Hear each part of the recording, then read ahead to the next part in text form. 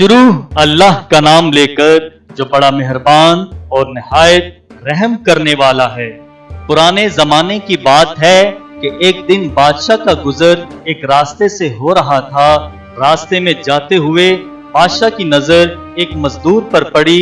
मजदूर जमीन से एक ऊंचे मकाम तक बगैर किसी परेशानी और थकावट के बड़े बड़े पत्थर ऊपर फेंक रहा था।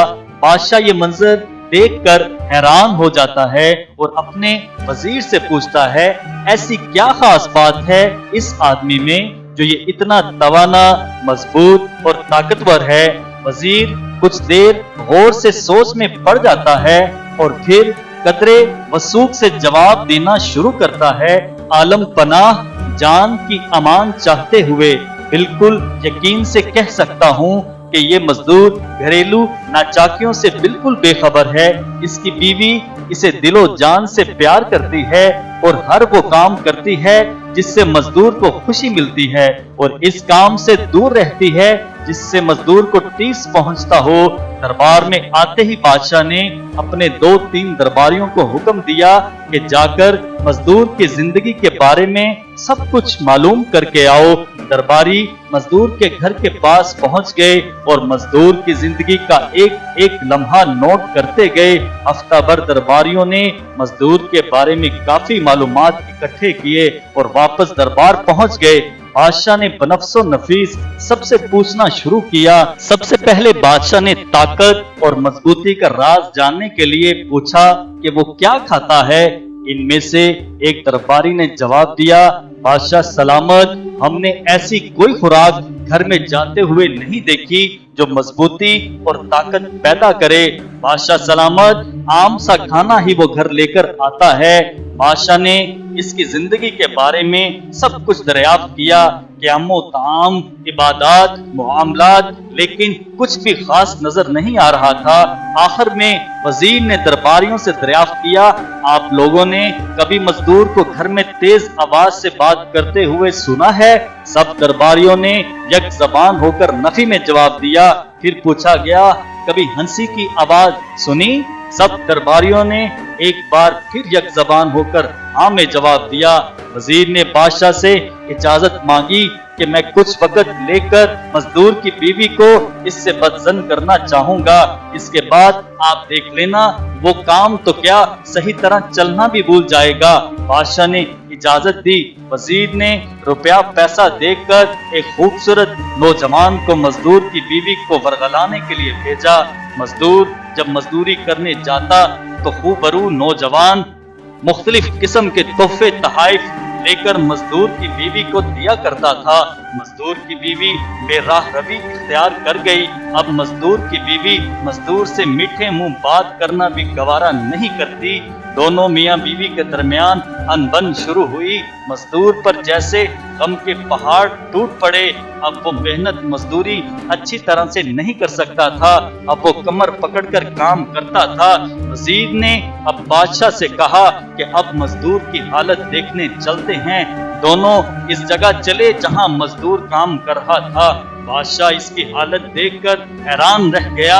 अब वो एक पत्थर उठाने में दिक्कत महसूस कर रहा था। एक पत्थर उठाकर वो आहिस्ता आहिस्ता चलता हुआ पत्थर रखकर आता। बादशाह से इसकी हालत देखी नहीं जा रही थी। इसने फौरन हुक्म दिया कि अब इस बेचार मजदूर की जान छोड़ बख्श दी जाए। वजीर ने मजदूर को बुलाकर सब कुछ समझा दिया कि दरअसल आपकी बीवी आपसे बहुत प्यार करती है, लेकिन बादशाह सलामत को यह बात साबित करने के लिए हमने चाल चली और आपकी बीवी आपसे बेवफाई कर गई। मजदूर समझदार आदमी था। घर आया। जब मगरिब की अजान होने लगी, मजदूर लोटा उठाकर तहारत के लिए चला गया। रास्ते में जानबूझकर इसने लोटा गिरा दिया। लोटा टूट गया। मजदूर धाड़े मारकर रोने लगा। बीवी ने जब शोहर के रोने की आवाज सुनी तो फौरन वहां पहुंची। शोहर से पूछने लगी, क्यों रो रहे हो? शोहर ने जवाब दिया, लोटा टूट गया है। बीवी हैरान से कहने लगी, इसमें रोने की क्या बात है, नया लोटा ले लेना। शोहर अब लोटे के टुकड़ों की तरफ इशारा करते हुए कहने लगा, मेरा इस लोटे से पर्दा खत्म हो गया था। अब दूसरे लोटे के सामने खुद को बेपर्दा होने की वजह से رو رہا ہوں۔ بے شک لوٹے اتنے مہنگے نہیں ہیں، پر میری عزت تو مہنگی ہے نا۔ بیوی بھی سمجھدار تھی، فوراً اپنے میاں کا اشارہ سمجھ گئی اور اپنے میاں کے قدموں میں گر کر معافی مانگنے لگی، اور یوں مزدور اب دوبارہ توانا، مضبوط اور طاقتور بن گیا۔ بیویاں اپنے شوہروں کی طاقت ہوا کرتی ہیں۔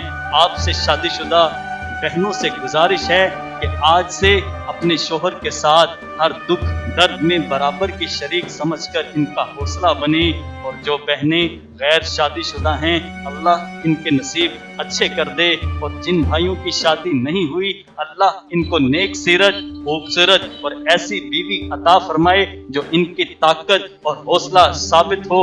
آمین ثم آمین۔ عورت ذات اگر یہ بیٹی کے روپ میں تھی تو نہ صرف کھڑے ہو کر اس کا استقبال کیا جاتا، بلکہ فرمایا میری بیٹی فاطمہ میرے جگر کا ٹکڑا ہے۔ بہن کے روپ میں تھی تو فرمایا کہ بہن تم نے خود آنے کی زحمت کیوں کی، تم پیغام بھجوا دیتی میں سارے قیدی چھوڑ دیتا۔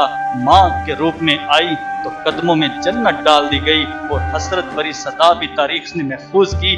فرمایا گیا صحابہ کاش میری ماں زندہ ہوتی، میں نماز عشاء پڑھتا، میری ماں محمد پکارتی، میں نماز چھوڑ کے اپنی ماں کی بات سنتا۔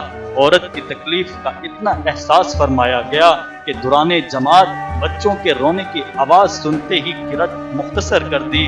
جس عورت کو ماں ہونے کے باوجود میلے میں بیچ کر بیٹے رقم بانٹ لیتے تھے، جس عورت کو شوہر کی میت کے ساتھ جلا دیا جاتا تھا، باپ بیٹی دفن کر کے فخر محسوس کرتا تھا، اسلام ہے جس نے اسے عزت و تکریم دی۔ لیکن جب موجودہ معاملہ مرد و عورت کی لڑائی یا حقوق کا ہی ہے ہی نہیں تو یہ سارا تماشا ہمارے رشتوں کے تقدس کو پامال کرنا ہے۔ جزاک اللہ۔